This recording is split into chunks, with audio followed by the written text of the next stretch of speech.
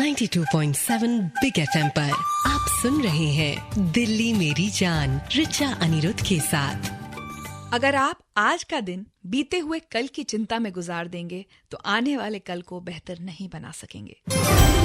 नमस्कार, good morning. 92.7 big FM पर आप सुन रहे हैं दिल्ली मेरी जान और मैं हूँ रिचा अनिरुद्ध। और दिल्ली मेरी जान में हमारी कोशिश ही यही है कि आने वाला कल हमारे और हमारे बच्चों के लिए हमारे बीते हुए कल और आज से बेहतर हो। और इस हफ्ते हम बात कर रहे हैं अपने और अपने बच्चों के स्वास्थ्य से जुड़ी। हाल ही में मैगी नूडल्स के मामले ने हम सबको झकझोर कर रख दिया। हमें इस बात का एहसास कराया कि जो चीज हम बड़े आराम से जब चाहे अपने बच्चों को इसलिए खिला देते हैं क्योंकि उसका स्वाद अच्छा है और आसानी से बनाया जा सकता है, दरअसल उस मैगी नूडल्स से हमारे स्वास्थ्य को कितना खतरा है। लेकिन सिर्फ मैगी ही क्यों? क्या हमारी सब्जियां, फल, दाल, चावल, मसाले, दूध, मिठाइयाँ ये सब सेहतमंद और सुरक्षित हैं? क्या इनमें किसी तरह की मिलावट नहीं? और अगर इनमें मिलावट है तो कैसे पहचाने हम उस मिलावट को? इसी पर हम बात कर रहे हैं दिल्ली मेरी जान में और जानने की कोशिश कर रहे हैं अपने एक्सपर्ट से कि वो खाने की कौन कौन सी चीजें हैं जिन्हें खरीदते वक्त हमें एहतियात बरतना चाहिए। इसी कड़ी में आज दिल्ली मेरी जान में मैं बात करूंगी हमारे दाल, मसालों और फल सब्जियों की। अगर आप इस मुद्दे पर मुझसे कुछ कहना चाहते हैं, खाने की चीजों में मिलावट को कैसे पहचाने, इसके आइडियाज अगर 92.7 बिग एफएम के सारे लिसनर्स के साथ आप शेयर करना चाहते हैं तो मुझे कॉल लगाइए। 39927927 है मेरा नंबर। आप सुन रहे हैं दिल्ली मेरी जान, मैं हूँ रिचा अनिरुद्ध। 92.7 बिग एफएम पर हम आपको सुनाते हैं वो गाने जो हिट थे, हिट रहेंगे। Good morning. नाता तो 92.7 बिग एफएम का अपने लिसनर्स के साथ भी है और इसीलिए हम हर सुबह दिल्ली मेरी जान में लेकर आते हैं ऐसे मुद्दे जिनसे दिल्ली का हम सबका नाता है, सबका रिश्ता है। गुड मॉर्निंग, नमस्कार। 92.7 बिग एफएम पर आप सुन रहे हैं दिल्ली मेरी जान और मैं हूँ रिचा अनिरुद्ध। और दिल्ली मेरी जान में इस पूरे हफ्ते हम बात कर रहे हैं हमारे खाने में हो रही मिलावट की। वो चाहे फल सब्जी हो, दाल, चावल या मसाले या हमारे डेयरी प्रोडक्ट्स, इनमें से कुछ भी ऐसा नहीं है जो मिलावट से बचा हुआ है।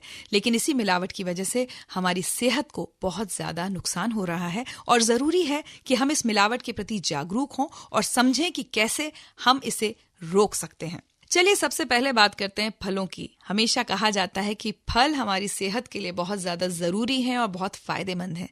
लेकिन जिन फलों को कैल्शियम कार्बाइड डालकर पकाया जाता है उनका क्या?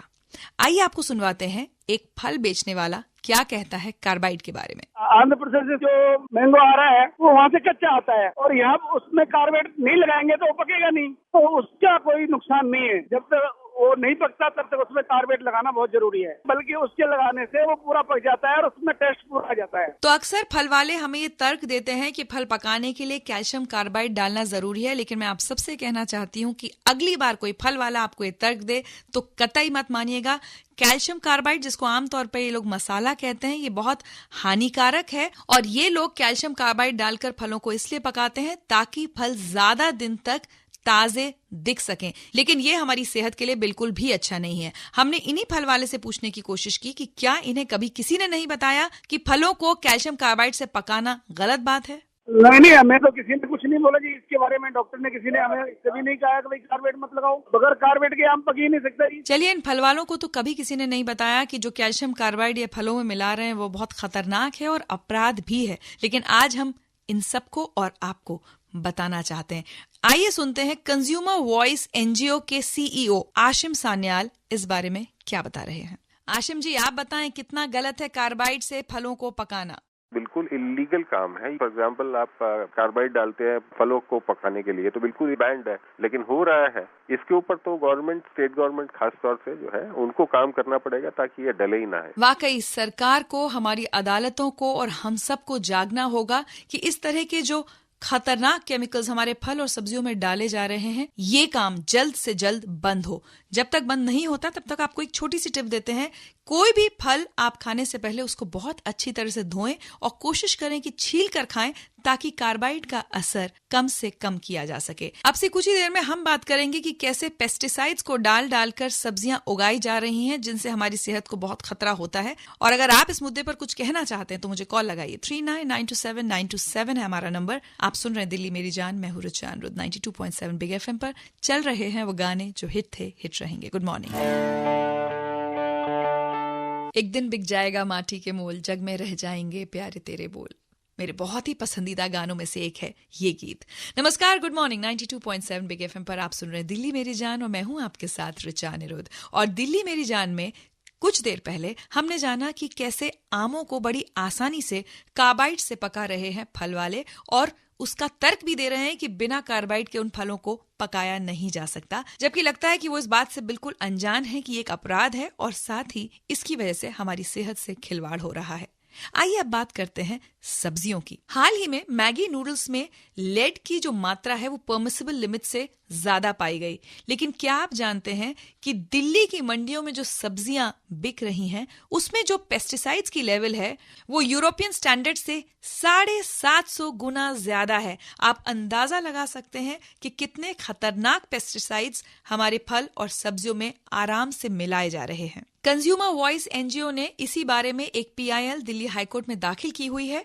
क्या कहा गया है उस पीआईएल में, जानते हैं कंज्यूमर वॉइस के सीईओ आशिम सान्याल जी से। आशिम जी, बताएं उस पीआईएल के बारे में। हमने ये पाया कि जो भी पेस्टिसाइड्स है मात्रा उनकी बहुत ज्यादा में पाई गई थी, और हमने दूसरी बात ये बताई थी कि यूरोपियन यूनियन का जो स्टैंडर्ड है उसमें हमारी जो खुद की जो सीमाएं हमने बांधी हुई है वो भी काफी नीचे है। ये दोनों बातें हमने कोर्ट को बताई थी और कोर्ट ने रीटेस्ट भी करवाया था, क्योंकि उन्होंने कहा था ये सारे टेस्ट गलत है। तो कोर्ट ने इसके तहत पे दोबारा टेस्ट करवाया था। जो दोबारा टेस्ट कराया गया उसमें हमारी बातें वो सच्ची निकली थी और ये पाया गया था कीटनाशक दवाइयां जो है जिसकी मात्रा हमने तय लिमिट से ऊपर बताया था वो सही है। अब कोर्ट का फाइनल हियरिंग जो है वो जुलाई में है, जिसमें वो डायरेक्शन देगी मिनिस्ट्री ऑफ एग्रीकल्चर को कीटनाशक दवाइयां की मात्रा कम करने के लिए क्या क्या उपाय किया जाए। बहुत बहुत शुक्रिया आशिम सान्याल जी, दिल्ली मेरी जान में हमें सारी जानकारी देने के लिए। और जब बात हो रही है सब्जियों की, तो अक्सर आपने देखा होगा कि यमुना किनारे जो सब्जियां बिक रही हैं वो आपको बहुत ताजा लगती होंगी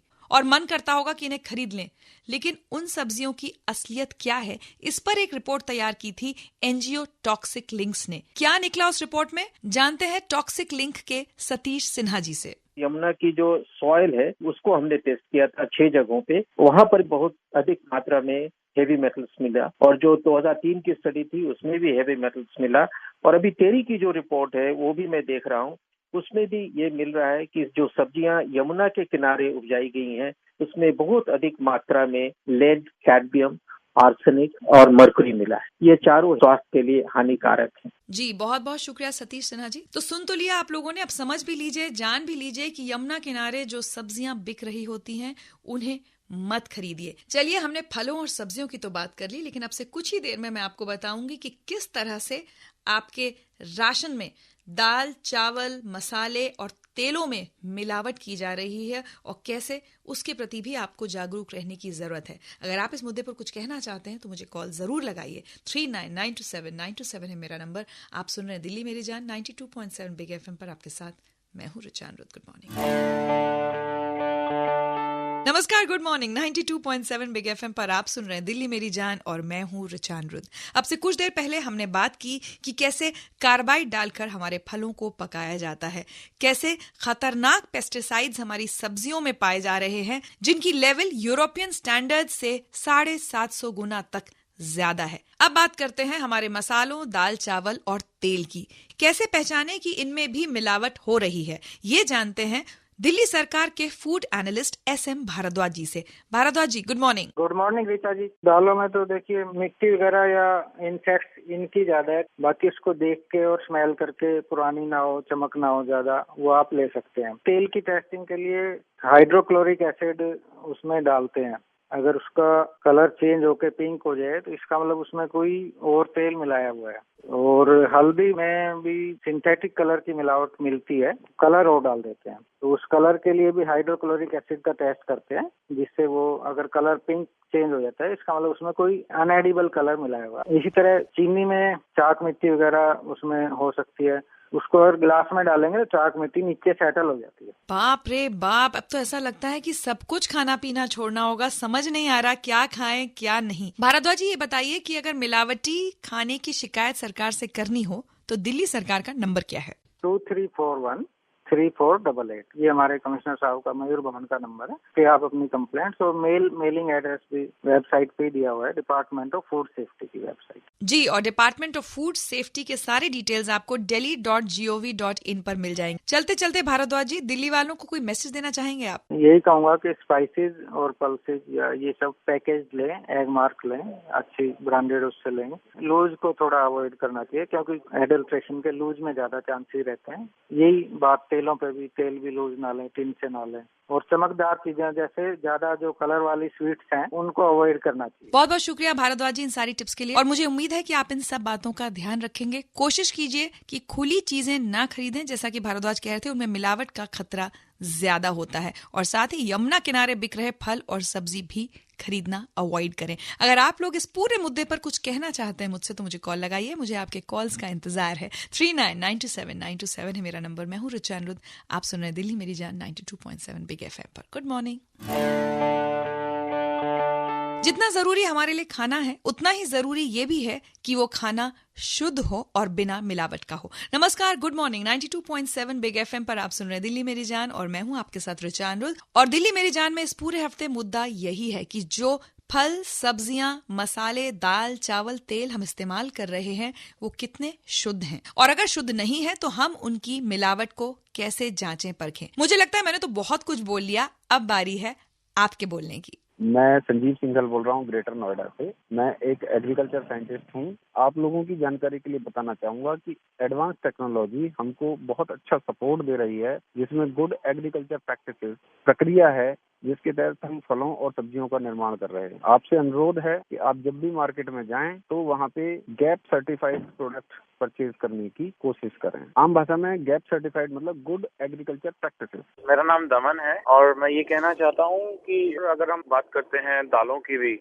इसमें हमारी कंजम्पशन हिंदुस्तान के अंदर इतनी है, उसको डालने के लिए यूरिया खाद का इस्तेमाल किया जाता है, and which is very harmful to us. Recently अभी मेरी फैमिली में भी कुछ इंसिडेंट्स हुआ किडनी को लेकर, जस्ट बिकॉज ऑफ यूरिया।